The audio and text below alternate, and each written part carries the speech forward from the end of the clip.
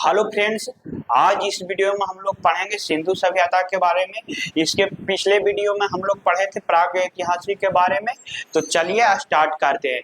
पहले हम लोग जानेंगे कि सिंधु सभ्यता और हड़प्पा सभ्यता में अंतर क्या है। बहुत से लोग यहाँ कंफ्यूज होते रहते हैं कि ससुरा इसे सिंधु सभ्यता क्यों कहते हैं, हड़प्पा सभ्यता क्यों कहते हैं। तो ध्यान से आप लोग सुनिएगा कि सिंधु सभ्यता के तट पर यानी कि सिंधु नदी के तट पर मिलने के कारण सिंधु सभ्यता जो सिंधु नदी के तट पर मिला था, इसी कारण से इसे क्या कहा जाता है दोस्त, सिंधु सभ्यता कहा जाता है। जबकि जब जानकारी हुआ सिंधु सभ्यता के बारे में तो इसका खुदाई हुआ, तो जो सबसे पहले नगर मिला था दोस्त कौन सा था, हड़प्पा नगर मिला था, इसलिए इसे हड़प्पा सभ्यता भी कहते हैं। तो कंफ्यूजन नहीं रहना है। अगर क्वेश्चन आप लोग से पूछ दे या कोई पूछ दे कि सिंधु सभ्यता के सिंधु नदी क्यों, सिंधु सभ्यता को सिंधु सभ्यता क्यों कहा जाता है, तो एकदम सिंपल में आंसर देना है कि सिंधु सभ्यता का खोज सिंधु नदी के किनारे हुआ था, इसलिए इसे सिंधु सभ्यता का नाम से जाना जाता है। कहेगा कि हड़प्पा सभ्यता क्यों कहते, तो सबसे पहले सिंधु सभ्यता की जब खुदाई की गई तो उसमें सबसे पहले हड़प्पा नामक नगर निकला था, इसलिए इसे हड़प्पा सभ्यता के नाम से भी जाना जाता है। तो यहाँ तक कोई कंफ्यूजन नहीं रहेगा। आगे देखेंगे सिंधु सभ्यता का सर्वप्रथम जानकारी चार्ल्स माइसन ने दिया। किसने दिया दोस्त, चार्ल्स माइसन ने। इन्होंने बताया, मैसेज दिया जा रहे थे तो मिले, इन्होंने देखा कि यहाँ पर लगता है कुछ है, तो ये अपने टीम को जाकर बताए। तो एक सर्वेक्षण टीम था जिनका नाम क्या था, जेम्स कनिंघम। ये मैसेज दिए, ये जाकर बताएं इनको कि जाइए ना वहां देखिए, जाकर लगता है कि कुछ ना कुछ वहां पर है। तो ये जेम्स कनिंघम थे जो वहां जाके सर्वे किए। सर्वे मतलब सर्वेक्षण किए, उसके बारे में जाने। जब ये सर्वेक्षण करके आए तो ये देखे कि ये लगभग ऐसा स्थिति 13 लाख वर्ग किलोमीटर में फैला है। कितना लाख किलोमीटर में, 13 लाख वर्ग किलोमीटर में फैला है। ये पॉइंट आप लोग याद रखिएगा कि सिंधु सभ्यता कितना किलोमीटर में फैला हुआ फ्रेंड्स, 13 लाख वर्ग किलोमीटर में फैला। जब ये सर्वे कर लिए, इनको पता चल गया कि ये 13 लाख वर्ग किलोमीटर में फैला है, तो इसका नामकरण करने का बारी आया कि जब ये इतना बड़ा एरिया था, कुछ ना कुछ इस मिशन का नाम रखा जाए। जैसे देखिएगा कोई बड़ा मिशन होता है तो उसके कुछ ना कुछ नाम दिया जाता है, उसी तरह इसका नाम पड़ा सिंधु सभ्यता। किनके द्वारा रखा गया दोस्त, जॉन मार्शल के द्वारा। अगर पूछा जाए आप लोग से कि सिंधु सभ्यता का नामकरण किनके द्वारा किया गया था, तो आंसर खटाक से मार देना है। क्या मार देना है फ्रेंड्स, जॉन मार्शल। सिंधु सभ्यता की पहली खुदाई, अब सब चीज हो गया। देखिए कनिंघम ने, चार्ल्स माइसन ने मैसेज भी दे दिया कि यहाँ पर कुछ है। जेम्स कनिंघम ने वहां पर बताया, सर्वे भी कर लिया, देख रेख भी कर लिया, तो उनको पता चला कि 13 लाख वर्ग किलोमीटर में। नाम भी उसका रखा गया उस मिशन को, यानी कि उसका नाम भी रख दिया गया सिंधु सभ्यता। अब इसकी खुदाई के बारे में जानते हैं। इसका खुदाई दयाराम साहनी के द्वारा 1921 ईस्वी में सर्वप्रथम किया गया। किनके द्वारा दोस्त, दयाराम साहनी के द्वारा। अब दयाराम साहनी क्या थे, ठेकेदार थे, क्योंकि ये लोग तो अपने खुदाई करेंगे नहीं, ये लोग अपने किसी न किसी खुदाई करने के लिए रखेंगे ना फ्रेंड्स। तो इसी को किनको, दयाराम साहनी को रखे खुदाई करवाने के लिए। इनको द्वारा खुदाई किया गया कि जाइए जाकर खोजिए। जब इन्होंने खुदाई किया तो इनको पता चलता है कि सिंधु सभ्यता का आकार है ना फ्रेंड्स, कैसा है, त्रिभुजाकार है। दयाराम साहनी खुदाई करने के बाद पता चला कि इसका आकार कैसा है फ्रेंड्स, त्रिभुजाकार है। आगे देखते हैं, सिंधु सभ्यता की सबसे पहली सभ्यता था। ऐसा वहां से वस्तु मिला जिससे पता चला कि ये तो बहुत मॉडर्न जमाना था। इस समय बहुत सारे लोग नए टेक्निक वगैरह जानते थे, तो जिससे पता चला कि हड़प्पा सभ्यता कैसा सभ्यता था, शहरी सभ्यता था। तो यहाँ से अगर क्वेश्चन आप लोग से 2 क्वेश्चन पूछ दे कि सिंधु सभ्यता का आकार कैसा था, तो खटाक से आंसर मार देना है त्रिभुजाकार। अगर पूछ दे कि सिंधु सभ्यता विश्व के पहली नगरीय सभ्यता थी या नहीं, हाँ या ना में क्वेश्चन पूछ दिया तो हम खटाक से मार देना है कि सिंधु सभ्यता पूरे विश्व का, केवल भारत का नहीं, पूरे विश्व का पहली शहरी सभ्यता था। इसका विकास फ्रेंड 2500 ईसा से 1750 ईसा पूर्व तक हुआ। इसका विकास कब से हुआ था फ्रेंड्स, 2500 ईसा पूर्व से 1750 ईसा पूर्व तक हुआ। देखिए कहाँ कहाँ तक फैला हुआ था। उत्तर में मांडा चिनाब नदी तक फैला हुआ था, दक्षिण में दामादाबाद परवा नदी के किनारे तक फैला हुआ था, आलमगीरपुर पूरा में आलमगीरपुर हिंडा नदी के किनारे तक फैला हुआ था, और पश्चिम में सुक्का गंडोर यानी कि दासक नदी तक फैला हुआ था। कौन दोस्त, सिंधु सभ्यता। चलिए आगे देखते हैं। चलिए अब एकक नगर के बारे में हम लोग पढ़ेंगे कि कौन सा नगर किनके द्वारा खोजा गया। तो पहला है फ्रेंड्स हड़प्पा। हड़प्पा का खोज 1921 ईस्वी में किया गया। ये पॉइंट याद रखिएगा कि हड़प्पा का खोज 1921 ईस्वी में की गई। इसकी खुदाई दयाराम साहनी के द्वारा किया गया। किनके द्वारा किया गया दोस्त? दयाराम साहनी के द्वारा किया गया। यह रावी नदी के तट पर मिला था। हड़प्पा नगर था जो कहाँ मिला था फ्रेंड्स? रावी नदी के किनारे पर मिला था, जो कि पाकिस्तान के माउंट गोमरी जिला में स्थित है। ये जो अंडरलाइन है ना फ्रेंड्स, इसको जरूर याद रखेगा, क्योंकि यहाँ से क्वेश्चन पूछ देता है कि हड़प्पा नगर किस नदी के किनारे मिला था। तो एकदम खटाक से आंसर कार मार देना है दोस्त, रावी नदी। क्या मार देना है? रावी नदी। अगर आप लोग से पूछ दे कि हड़प्पा सभ्यता का खोज किसके द्वारा किया गया, खुदाई किसके द्वारा किया गया, तो एकदम मार देना है खटाक से, दयाराम साहनी के द्वारा। यहाँ से कुछ साक्ष्य के रूप में भी मिले हैं, जैसे कि कुम्हार का चाक मिला है, अन्नागार मिला है। कुम्हार का चाक यानी कि कुम्हार के बारे में आप लोग जानते होंगे, गांव में जो दिया वगैरह बनाते हैं, बासना वगैरह ये सब बनाते हैं, उन्हीं को कुम्हार कहा जाता है फ्रेंड। तो क्या मिला था? कुम्हार का चाक, अन्नागार मिला, श्रमिक आवास मिला, यानी कि जो श्रम करते थे, मजदूर होते थे, उनके रहने के लिए आवास मिला, मातृ देवी की मूर्ति मिली, लकड़ी की ओखली मिली। आप लोग लकड़ी की ओखली देखे होंगे, इस तरह से गोल रहता है, इधर भी गोल रहता है और इधर एक काथी रहता है, बीच में एक छोटा सा छिद्र होता है, ज्यादा दूर नहीं, छोटा ही होता है। इसमें समाट उमाट के द्वारा ऐसे करके पहले चावल कूटा जाता था। तो क्या मिला दोस्त? लकड़ी का ओखली मिला, लकड़ी का ताबूत मिला। ताबूत आप लोग अभी भी देखते होंगे, लकड़ी का ताबूत देखते होंगे, जिसमें जब मनुष्य का मृत्यु हो जाता है तो उसमें डालकर उसे क्या किया जाता है दोस्त? धरती के अंदर दफनाया जाता है।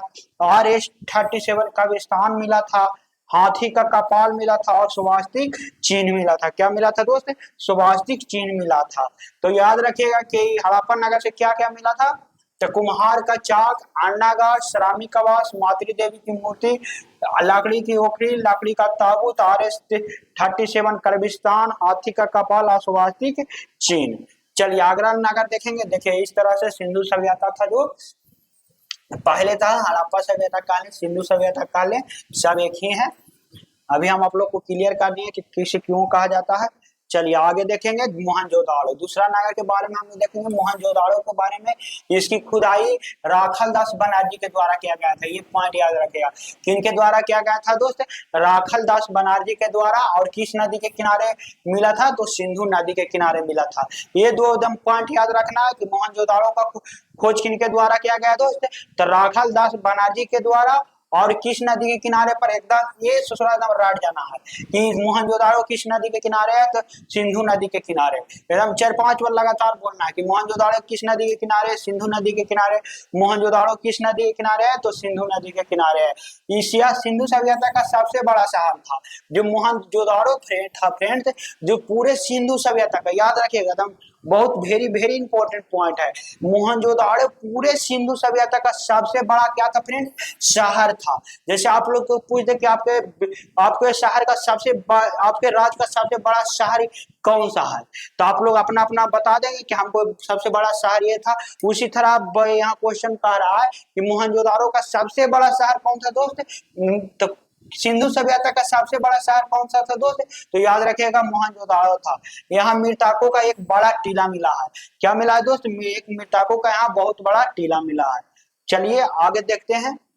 यहाँ से भी कुछ साक्ष्य के रूप में प्राप्त हुआ था। तो क्या क्या हुआ था? पुरोहित आवास, धार में कुआं, विशाल स्नानागार, अन्नागार, सूती वस्त्र, सबसे चौड़ी सड़क, सभागार, पशुपति शिव, कांसे की नर्तकी और तांबे का ढेर। तो क्या क्या पूछा मिला था देख लीजिएगा आप लोग एकदम आसानी से। पहला मिला पुरोहित आवास, फिर धार में कुआं मिला, फिर विशाल स्नानागार मिला, अन्नागार मिला, सूती वस्त्र, सबसे बड़ी चौड़ी सड़क, सभागार, पशुपति या कांसे की नर्तकी और तांबे का ढेर प्राप्त हुआ था। कहां से दोस्त? याद रखिएगा मोहनजोदाड़ो से। देखिए ये है मोहनजोदाड़ो। मोहनजोदाड़ो का अन्नागार सिंधु सभ्यता का सबसे बड़ा भवन इमारत है। जो अन्नागार है ना दोस्त, पूरे सिंधु सभ्यता का जो है, जो सबसे बड़ा क्या है दोस्त? अन्नागार है। देख लीजिए चलिए अगला देखेंगे चहुंदरों के बारे में। इसकी खुदाई गोपाल मजूमदार के द्वारा की गई थी। किसके द्वारा किया गया था दोस्त? गोपाल मजूमदार के द्वारा चहुंदरों का खोज किया गया था। यह कहाँ दोस्त? पाकिस्तान में है, सिंधु नदी के तट पर, यानी कि चहुंदरो, मोहनजोदाड़ो, ये कहाँ है? सब पाकिस्तान है, ये सिंधु नदी के किनारे है। यह एकमात्र शहर है जो कि दुर्ग रहित है, यानी कि यही एकमात्र शहर है जो दूर से दिखता है। कहां से दिखता है फ्रेंड्स? दूर से दिखता है, यानी कि दुर्ग रहित है। यह एक औद्योगिक शहर था। जो चहुंदरो था फ्रेंड्स, क्या था? एक औद्योगिक शहर था। यहाँ से बिजनेस होता था। क्या होता था दोस्त? बिजनेस होता था। चलिए यहाँ से भी कुछ न कुछ सामान मिला है, बहुत बढ़िया बढ़िया यहाँ सामान मिला है। जैसे कि देखिए मेकअप का सामग्री मिला है। मेकअप का सामग्री के बारे में आप लोग जानते करते होंगे कि आप लोग के घर में, अगर घर में नहीं तो बाहर में अगर आपका गर्लफ्रेंड वगैरह होगी तो मेकअप खूब करती होगी, लांगड़ टेढ़ा मुंह करके खूब फोटो भेजती होगी। लिपस्टिक मिला होगा, ये सबको पोतना बहुत अच्छा लगता है, पूरा पोत के रख ले रहती है। शीशा मिला था। क्या मिला था? शीशा। मेकअप करेंगे, लिपस्टिक करेंगे, उसके बाद क्या करेगी दोस्त? शीशा में अपने आप को देखेगी कि हम बांदा नहीं लग रहे हैं कि नहीं लग रहे हैं। उसके बाद क्या देखे? मनका मिला था, गुड़िया मिला। क्या मिला दोस्त? गुड़िया मिला, सुई मिला, अलंकृत ईंटा, बिल्ली का पीछा करता हुआ कुत्ता मिला। चलिए अगला पॉइंट देखेंगे, रोपर। अगला है दोस्त रोपर। रोपर इसकी खुदाई यागदा शर्मा ने की थी। ये कहाँ है दोस्त? सतलज नदी के किनारे। याद रखेगा, रोपर, रोपर सतलज नदी के किनारे स्थित है। कहाँ स्थित है दोस्त? रोपर सतलज नदी के किनारे स्थित है। यहाँ मानव के साथ साथ पालतू जानवरों का शव मिला, यानी कि जो मानव होते थे दोस्त, उसका जब मानव का मृत्यु हो जाता था उनके साथ उनका पालतू जानवर का भी साक्ष्य मिला, एक साथ दफनाया हुआ। ऐसा क्यों होता था?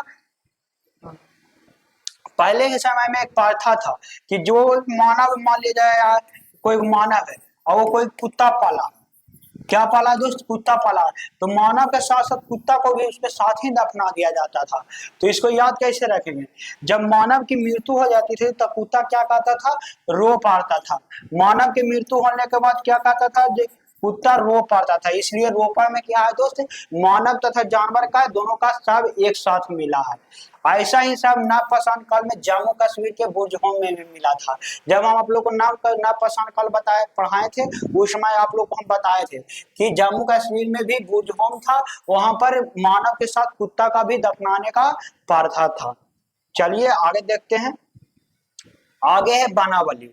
आगे क्या है दोस्त? बानावली। इसकी खुदाई रविंद्र सिंह ने की है। हरियाणा में स्थित रंगोई नदी के है, यानी कि बानावली किस नदी के किनारे स्थित है दोस्त? याद रखिएगा, रंगोई नदी के किनारे। बानावली किस नदी के किनारे स्थित है? तो रंगोई नदी के किनारे स्थित है। इसको याद कैसे रखेंगे? बानावली को बान से याद रखेंगे। बानावली को किसे याद रखेंगे? बान से, यानी कि बान माने जंगल, और जंगल में रंग बिरंगा क्या होता है दोस्त? नदी होता है, फूल होता है, फल होता है, रंग बिरंगा। तो इसलिए याद रखेंगे कि बान में कैसा नदी होता है? रंग बिरंगा होता है। तो रंगोई नदी है। यहाँ जल निकासी का व्यवस्था नहीं थी, जिस कारण से घर में क्या मिला है तो सोख्ता मिला है। सोख्ता बोले तो आप लोग सोख्ता देखे होंगे, ऐसे करके सोख्ता बनता है। आप लोग घर उर में देखे होंगे कहीं कहीं कि नली नहीं रहता तो एक ढक्कन गड्ढा करके उस पर से ढक्कन लाद दिया जाता है, यहाँ पर एक छिद्र कर दिया जाता है, यहाँ पर अपना चापाकल वगैरह जो भी हो पानी का स्रोत आता है, इसे नीचे चल जाता है, इसमें ईटा बालू डाल दिया जाता है जो कि पानी को सोखता हो। इसी तरह बानावली में क्या मिला फ्रेंड्स? याद रखिएगा, सोखता मिला है। बानावली में क्या मिला? तो सोख्ता मिला। यहाँ की सड़कें टेढ़ी मेढ़ी थी, यानी कि बानावली को हम लोग किस चीज से याद किए? बांध से। अब बांध का रास्ता क्या होता है दोस्त? टेढ़ा मेढ़ा होता है। बांध का रास्ता सीधा नहीं रहेगा। ससुरा जा रहे हैं बीच में सीधा रास्ता, बीच में पेड़ आ गया तो वहां से क्या हो जाएगा? काट के जाना पड़ेगा। फिर आगे गए तो फिर वो ससुरा इधर घूम गया। तो याद रखेगा बानावली का रास्ता कैसा था? टेढ़ा मेढ़ा था। और बानावली किस नदी के किनारे स्थित था? तो रंगोई नदी के किनारे। चलिए अगला देखेंगे। अगला है दोस्त कालीबांगा। कालीबांगा इसका अर्थ होता है काली मिट्टी। क्या होता है दोस्त? कालीबांगा का अर्थ होता है काली मिट्टी। इसको याद रखेंगे, जिसकी बीवी काली उसे कालीबांगा कहते हैं। और जो गर्लफ्रेंड भी हो सकती है कि जिसकी गर्लफ्रेंड काली उसे कालीबांगा कहते हैं।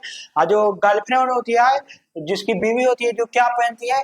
काली मिट्टी की चूड़ी पहनती है, यानी कि काली मिट्टी यानी कि काली काली चूड़ी पहनती है। यहाँ अलंकृत ईंटा, चूड़ी, जोता हुआ खेत, हाल, हवन कुंड मिले हैं। यह राजस्थान के सरस्वती नदी यानी कि घाघर नदी के किनारे मिला है। कालीबंगा किस नदी के किनारे मिला है दोस्त? तो याद रखिएगा घाघर नदी के किनारे मिला है। इसकी खुदाई बीके थापड़ एंड बीवी लाल ने की थी। यानी कि कालीबंगा का खुदाई किसके द्वारा किया गया था? बीके थापड़ और बीवी लाल के द्वारा किया गया है। चलिए आगे देखेंगे। आगे फ्रेंड्स धौलावीरा। धौलावीरा यह गुजरात में स्थित है। यह भी सिंधु नदी का सबसे बड़ा स्थल है। धौलावीरा जो याद रखिएगा सिंधु नदी का सबसे बड़ा स्थल है। सिंधु नदी का सबसे बड़ा स्थल कौन सा दोस्त? धौलावीरा। फिर से याद रखिएगा सिंधु नदी का सबसे बड़ा स्थल धौलावीरा। इसको याद कैसे रखेंगे? धौलावीरा सांप को ढो डाला। क्या याद रखेंगे दोस्त? सिंधु सभ्यता को सांप को धो डाला, इतना बड़ा था धौलावीरा। याद रखना कैसे? सिंधु सभ्यता के सांप को ढो डाला, इसलिए इसे कहा जाता है धौलावीरा। इसका खुदाई किसके द्वारा किया गया था दोस्त? तो रविंद्र सिंह ने की थी। चलिए अगला देखेंगे सुरकोटदा। सुरकोटा यह गुजरात में स्थित है। यहाँ काला सावधान तथा घोड़े की हड्डी मिलनी है। सुरकोटदा में काला सावधान यानी कि जो शव होता था कलश में भरकर दफनाया जाता था। जो शव होता था जो क्या कलश में दफनाया जाता था, कलश में दफनाया जाता है, इसलिए से कलश सावधान में कहा जाता है। चलिए अगला क्वेश्चन देखेंगे लोथल के बारे में। लोथल है जो दोस्त याद रखिएगा गुजरात में स्थित है। गुजरात में स्थित है यानी कि रात को गुजारता है जो क्या रहता है दोस्त? लोथराता है। यानी कि डर लगे लगता है ससुरा, अगर रात को गुजारिएगा तो एकदम पैरवा ससुरा लोथ नहीं चलेगा, एकदम धीरे धीरे चलेगा। कि कहूँ तेज चले तो कोई लगता है पीछा ना पीछे से कर रहा है। तो याद रखिएगा लोथल कहाँ स्थित है? गुजरात में। जो रात के गुजारता है वो लोथ हो जाता है। चलिए यहाँ सिंधु सभ्यता का बंदरगाह था। यह जो था लोथल था जो सिंधु सभ्यता का बंदरगाह था। यहाँ से गोदीबाड़ा मिला है। गोदीबाड़ा का अर्थ भी बंदरगाह होता है। यहाँ का घर के दरवाजा सड़के की ओर खुलती थी। यानी कि जो लोथल का घर होता था दोस्त, लोथल का जो घर होता था इसका जो दरवाजा होता था जो ससुराल कहाँ खुलता था? सड़क के किनारे खुलता था। क्यों खुलता था? क्योंकि ये जगह था जो बंदरगाह के लिए फेमस था। लोथल था जो क्या था? बंदरगाह था। अब बड़े बड़े ट्रक व्रक मतलब समझ रहे शहरी व्यवस्था था तो गाड़ी वगैरह आता था जो सीधा सबके घर के पार्किंग में घुस जाता था, गोदाम वगैरह रहता था। इसी तरह से इसी कारण से यहाँ के सड़कें की किस ओर खुलती थी? तो सारा की ओर। यहाँ से फारस की मुहर मिली है जिससे पता चलता है कि यहाँ विदेशों से भी व्यापार होता था। सिंधु लोथल में यानी कि क्या लोथल में मिला है फारस की मुहर, जिससे पता चलता है क्या कि विदेशों से व्यापार होता है। जैसे मान लिया जाए आप रूम लेके रह रहे हैं, अगर आपके घर में मिल जाए लड़की का सामान, जैसे मिल जाए लिपस्टिक, लड़की का ड्रेस मिल जाए, चप्पल मिल जाए, तो अगर अटेंडम आपके माता पिता घर में आ जाए तो इससे पता क्या चलेगा उनको कि घर में कुछ ना कुछ गड़बड़ है, या लड़की आती है या रहती है। उसी तरह से फारस का मोहर मिला तो हम लोग को पता चला क्या दोस्त कि सिंधु सभ्यता में विदेशों से भी व्यापार होता था। यहाँ युगल सावधान मिला जो कि सती प्रथा का प्रतीक था। बहुत घटिया प्रथा था। यानी कि युगल सावधान मतलब बोले तो यानी कि जब जिसकी पत्नी यानी जिसका पति का मृत्यु हो जाता था उसकी पत्नी को भी साथ दफना दिया जाता था, एकदम जबरदस्ती। ससुरा अगर ये ससुरा मार गया, मान लिया पति मर गया तो पत्नी को भी मारना पड़ता था, जिंदा जला दिया जाता था लोग। ऐसा था ससुरा सती प्रथा, बहुत घटिया प्रथा था ये। इसमें विधवा जो होती थी उसको जीने का अधिकार नहीं था। समाज उस समय का ऐसा था कि जबरदस्ती, एक आध गो वीडियो में आप लोग देखे किए होंगे कि किस तरह से उसको चाप के, लेकिन अंग्रेज इसका बहुत बड़ा विद्रोह किया था और इसको बचाया मतलब खत्म किया। चलिए आगे देखते हैं रंगपुर। रंगपुर है यह गुजरात में स्थित है। यहाँ से धान की भूसी मिली है। रंगपुर कहाँ स्थित है दोस्त? गुजरात में। रंगपुर यानी जब गुजरात में घूमिएगा तो रंग बिरंग की चीज देखेगा। गुजरात में जब घूमिएगा, गुजरात में गुजरिएगा, गुजरात से तो रंग बिरंग का चीज आपको मिलेगा। यहाँ से धान की भूसी मिला है। सिंधु सभ्यता का सबसे बड़ा स्थल धौलावीरा है। कौन सा स्थल है दोस्त? धौलावीरा है जो कि गुजरात है, प्लस पाकिस्तान में है। भारत में सबसे बड़ा स्थल राखीगढ़ी है जो कि हरियाणा में है।